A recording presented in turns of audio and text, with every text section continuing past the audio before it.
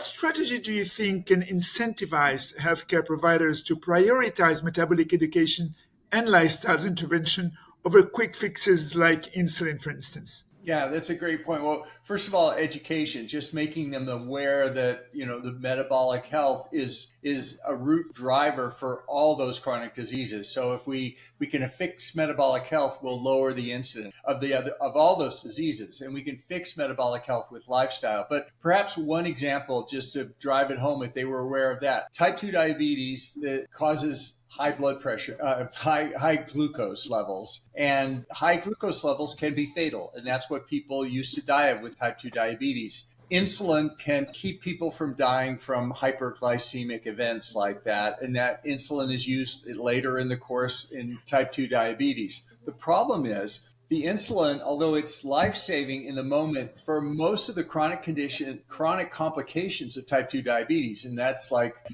amputations, retinal blindness, renal failure, on and on and on, those tend to progress. So if we give insulin, we're not addressing the root cause. On the other hand, though, if we take that same person with type 2 diabetes and instead of giving them insulin to manage their disease, we manage it with lifestyle. We put them on a low carbohydrate diet. They will not only not have hyperglycemic events where they'll die, but they will also, in most cases, reverse their diabetes and put it into remission. So the chronic changes that I mentioned don't occur either.